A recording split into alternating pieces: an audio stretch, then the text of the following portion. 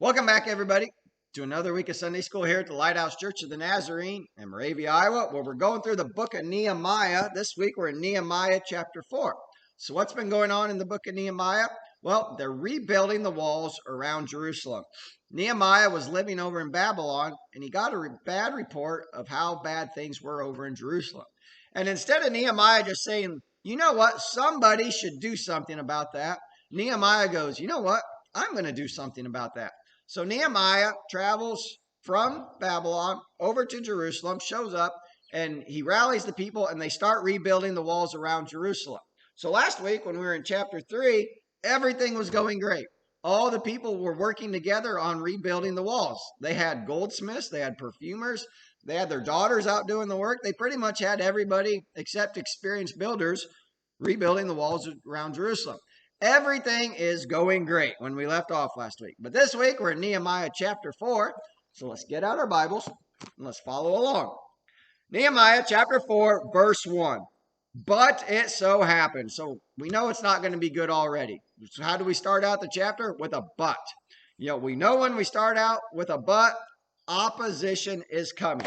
It's interesting. Whenever we start trying to do the Lord's work, Satan will take notice. We are in spiritual warfare. Ephesians 6:12 says that we do not wrestle against flesh and blood, but against principalities, against powers, against the rulers of the darkness of this age. So how are we to respond about that? Well, Ephesians 6:11 tells us that we are to put on the full armor of God that we can stand against the wiles of the devil. So it's interesting. When we get to the point in our life where we say, Jesus, you're the supreme ruler of my life, you are the Lord, my life is in your hands, we can expect opposition, can we not?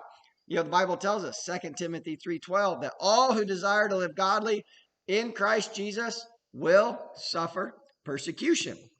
So we might say well, wait a second. You want me to give my life to Jesus just so that Satan can take notice and start bringing attacks on me? Well, I think Charles Spurgeon said it best. Charles Spurgeon said, I would rather have the devil as an enemy than as a friend. So, everything's going good. Chapter 4, verse 1 starts out with a but. That means opposition's coming. But it so happened, when Sanballat heard that we were rebuilding the wall, he was furious and very indignant, and he mocked the Jews. And he spoke before his brethren in the army of Samaria and said, what are these feeble Jews doing? Will they fortify themselves? Will they offer sacrifices? Will they complete it in a day? It'll actually take 52 days. Will they revive the stones from the heaps of rubbish, stones that are burned? So who rises up here? Well, Sanballat the Oronite. We've seen this guy before. He's actually, along with some others, Tobiah the Ammonite, who's going to show up right here, and Geshem the Arab. These people showed up in chapter 2 and started bringing opposition against Nehemiah. They didn't like the Jews coming back and rebuilding the walls. So Sanballat the Oronite, who's this? This is the governor of Syria, or governor of Samaria, and we have seen this guy before. He shows up. And what do they do? They say, oh, whatever they build, even if a fox goes upon it, he will break down their stone wall. It's interesting. The Apostle Paul in 2 Corinthians 2:11, in response to Satan, says that we are not ignorant of his devices, that we are not ignorant of the devices of Satan. What's one of those devices? Right here we see it. Ridicule and discouragement. I've heard it said that ridicule is the language of the devil. And we actually see that through the Bible. Do you remember when David was going against Goliath? What did Goliath say to him? He ridiculed David, said, am I a dog that you mock me with this little boy? Are you going to kill me with sticks? Jesus, when he was hanging on the cross, they mocked him. They said, if you are the Son of God, come down from that cross. Save yourself. He saved others. He can't save himself. Ridicule, discouragement, mockery, that's the language of the devil. What's the good thing, though? If we're ever mocked for being Christians, we can know that we're in good company. So, Tobiah the Ammonite, Sanballat the Oronite, and all the other people, they start to mock the Jews, say, you aren't going to build this wall. It's going to be so bad. Even if a fox walks upon it, it's just going to fall down. So, notice Nehemiah's response right here in verse 4. Hear, O our God, for we are despised. Turn their reproach on their own heads and give them as plunder to a land of captivity. Do not cover their iniquity. Do not let their sin be blotted out from before you, for they have provoked you to anger before the builders. So, notice Nehemiah's response. His first response and his only response. He prays. That's his first thing. I think this is probably the third or fourth time that we've seen Nehemiah pray to God, and it's definitely not going to be the last. Nehemiah was a praying man right here. Nehemiah's first response was to pray. What's our first response usually? Our first response is to retaliate, to strike back. But the Bible says, God says, vengeance is mine. I will repay, says the Lord. The Bible tells us, it's in Proverbs 26:4. Do not answer a fool according to his folly. We also see it in the book of Judah. It talks about Michael the archangel when bringing an accusation against Satan. He didn't accuse Satan. He just said, the Lord rebuke you. So Nehemiah, I think there's a lesson right here. He didn't strike back at him. He didn't even respond to him. He just prayed to God. Here's another lesson. When the world goes against God's people, God takes notice. Does he not? We don't have to do God's fighting. God will do our fighting for us. Winston Churchill said, you will never reach your destination if you stop and throw stones at every dog that barks at you. These are just barking dogs right here. And what does Nehemiah do? He just ignores them. Do you know what the best revenge is? The best revenge is a life well lived. That's the best way to get revenge, not to strike out against people. So I also notice here, look at this. Notice Nehemiah's prayer. We as Christians, we're a lot of times like, oh, bless your enemies, bless those who curse you, do good to those who hate you, turn the other cheek. Nehemiah's prayer right here, this is not a turn the other cheek prayer. He wasn't, oh, God, bless these people. What does he say?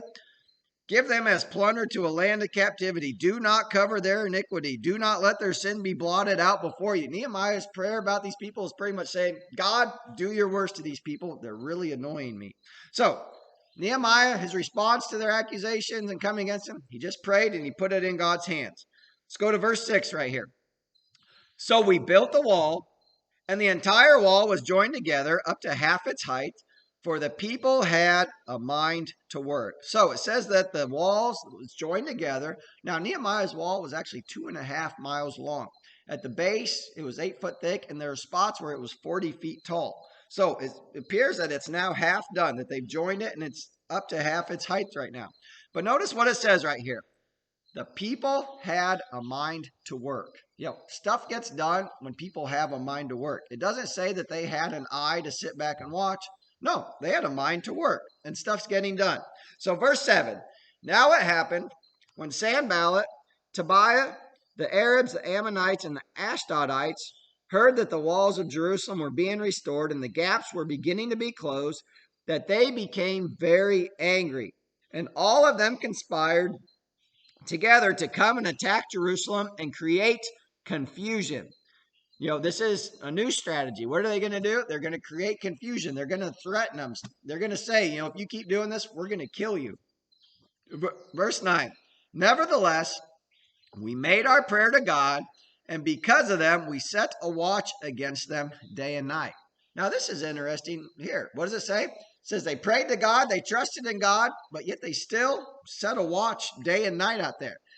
Some people might say like, well, wait a second. Isn't this a lack of faith? If you're trusting in God, why are you setting a watch? Can't you just put all your trust in God? I think here we actually have the balance between faith and human effort. They prayed to God, they trusted in God, but they still put their feet to their faith. They still took action. There was an English general. His name was Oliver Cromwell. He said, trust in God, but keep your powder dry. I think we can still do that too. Trust in God, but still lock your house at night. Trust in God, but still pull your keys out of your ignition, right? If you're unemployed, you can trust in God, but you still better go pound the pavement and get some job resumes out there. So I think right here, they trusted in God, they prayed to God, but they still set a watch out. There's a good lesson right here. Verse 10, then Judah said, the strength of the laborers is failing, and there is so much rubbish that we are not able to build the wall. Last week in chapter 3, everything was going great. Now opposition is coming, and what else is happening? The people are starting to get discouraged. Christians are not immune from discouragement. We're just not. If we expect life to be perfect, we will get discouraged. Jesus told us, in this life, we will have tribulation, but be of good cheer, for I have overcome the world. Jesus promised us in this life, we will have troubles. Christians are not immune from discouragement. We see it. Remember Elijah? Elijah had this great victory on Mount Carmel, defeated 450 prophets of Baal. But then Jezebel comes against him. A woman comes against him. What does he do? Gets discouraged. And Lord, just take me now. I'm done. I don't want to do this. Even Elijah got discouraged. The people are now starting to get discouraged right here. And in verse 10, did you notice they said there's so much rubbish that we are not able to build the walls? That rubbish is their building material. That's, they're rebuilding the wall with the old wall. The building material, they're now calling it rubbish. It's all in how you look at it, really. So verse 11, and our adversary said, they will neither know nor see anything till we come into their midst and kill them and cause the work to cease. So the people are getting discouraged. Like, hey, they're telling us they're going to kill us if we keep doing this. Verse 12, so it was when the Jews who dwelt near them came that they told us 10 times, from whatever place you turn, they will be upon us. 10 times they're saying, they're going to kill us, Nehemiah. What do we do? So Nehemiah, he has to try to encourage these people again. We'll see what he does. Verse 13. Therefore, I positioned men behind the lower parts of the wall at the openings, and I set the people according to their families with their swords, their spears, and their bows. And I looked and arose and said to the nobles, to the leaders, and to the rest of the people, do not be afraid of them. Remember the Lord, great and awesome, and fight for your brethren, your sons, your daughters, your wives, and your houses. Notice how Nehemiah encourages the people. He said, do it for your family. Isn't that why we do everything? You do anything for your spouse and your children to give them a better life, would you? That's what Nehemiah is saying right here. Hey, do you love your family? Do you love your kids? Do it for them. Notice what he says here. Do not be afraid. I've read, I didn't count them all up, but I've heard that the Bible says, fear not, do not be afraid, 365 times in this book, one for every day of the year. Isaiah 41:10 says, fear not, for I am with you. Do not be dismayed. I will uphold you with my right hand. If you fear God, you have nothing else to fear. The Bible tells us the fear of the Lord is the beginning of wisdom. If we ally ourselves with God's purposes, we don't have to worry about our enemies. Seek God first, put him first, and he'll take care of everything else. The Bible tells us that. So where are we at here? Verse 15. And it happened, when our enemies heard that it was known to us and that God had brought their plot to nothing, that all of us returned to the wall, everyone to his own work. The enemies, they're pretty much bullies. They're all bluff. When they saw that the people weren't scared and they kept working, they said, oh, never mind. Okay, they're going to keep working right here. Verse 16. So it was from that time on that half my servants worked at construction, while the other half held the spears, the shields, the bows, and wore armor, and the leaders were behind all the house of Judah. Those who built on the wall and those who carried burdens loaded themselves so that with one hand they worked at construction, and with the other they held a weapon. Charles Spurgeon, he named his magazine after this chapter right here, and he called it The Sword and the Trowel. These people have a trowel in one hand and a sword in the other hand, and they're trying to work and defend themselves at the same time. There's a lesson there. We have to fight and we have to build. Where am I at here?